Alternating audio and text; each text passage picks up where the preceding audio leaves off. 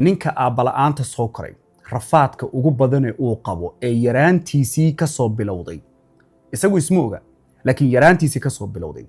waa masayr aan control lahayn iyo isku dhajin ma yaqaan sida wax looga fuqo sida go'aan looga qaato sida looga tago qof ma yaqaan masayrkiisuna inta badan sal iyo raad ma balahanba waxa laga yaabaa waxaan macno lahayn oo jirin inuu ka masayro masayr tira badan oo qababac hadaad aragto salka waxa uu ku hayaa waa kalsooni darro qofka nafsi ahaan haysata ee ma ahan adigu inay mushkiladu tahay way dhici kartaa qofka dariska tihiinaad salaam alaykum sayta walaalkii ma fiicantay walaashay saytay laakiin qofka aabala'aanta soo koray waliba gaar ahaan wiilashu ma dul qaadan karaan waana waxa mar badan aynu arkayno nin dhan oo caqli leh oo mas'uul ah oo mindi intuu qaato xaaskiisii wajigeedii ku jeexjeexaya Soomaalidu waxay internet ka arkaynay kuwa gubay waataynu hadda ka hor arkaynay iyo kuwa kale fara badan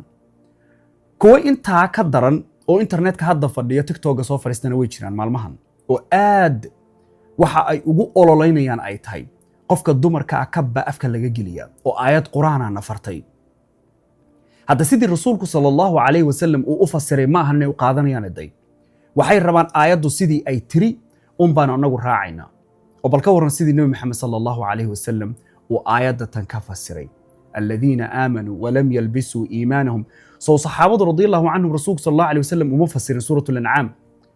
يجوز ما ينفهمين يا فسر كمرك كل الله قول الله يا قرآن كان رسولك صلى الله عليه وسلم وحي رسول صلى الله عليه وسلم أين كهلين أحاديث تيسا وحي ندب وقول الله وحي علماء ذو يكير هذين سمع صحابة وحي كدهم بالله كدب علماء ذي كدم بيسي كدب انت كدم بيسي كدب bal ka war marka hadaan fasir anigu keligay jeebkaygan kala soo baxan iraado qofka dumarka waan lagu tunto nin jilicsan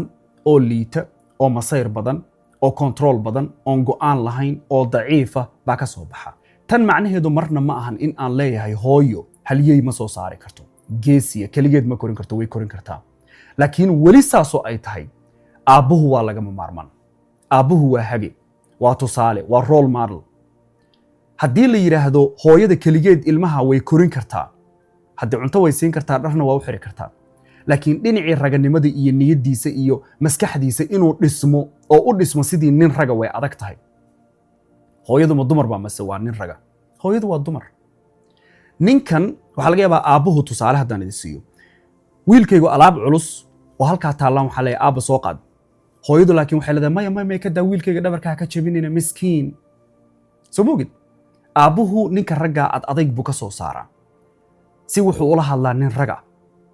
hooyadu laakiin waxa laga yaabaa inay tiraado wariyaa hebelow saytime fiicanta hooyo waa fiicana ka badan inaysan isu dhaafin laakiin aabuhu intuu soo qabto buu leeyahay wariyaa iyo warna maanta maxaad qabatay inta kaliya ugu filan inuu ishagaajiyo istoosiyo oo cidda tusaalaha marka uu ka qaadanaya waa aabaha haddii kale in badan oo ragga kamida maanta ee dhaqankoodii uu u ekaaday sidii dhaqanka dumarka oo kale ayaa soo baxay xaqiiqatan wiilashani xagee ka soo baxay jaamacadee bay ka soo qalin jabiyeen bay kula tahay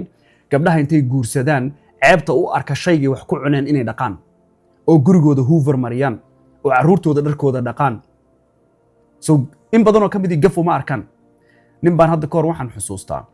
xaaskiisa waxay tiri baa iyadoo martii guriga joogtay waxay tiri alle hebelow iyadoo jikada ku jirto cunto karinaysa bay waxay tiri hebelow cunuga yarka ah walaalow xafaayada ka soo bedel daday si fiican isu yaqaanaan baa guriga joogay markay dadkii bixeen hal dalqo ku furay sidee dadka hortooda igu oran kartaa soo jaahilnimo inteeda leeg ma ilmahan anigu dhalay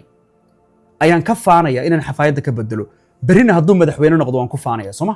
maanta waan ka faanaya xafaayadiisa inaan bedelo bari hadduu madaxweyne noqdona shafkaan garacanaya oo ku faanaya taas cadaalad ma tahay cadaalad ma marka ninku masayr tira badan iyo isku dhajin iyo go'aan xumo badan buu ka dhaxlaa markuu aabala'aan karo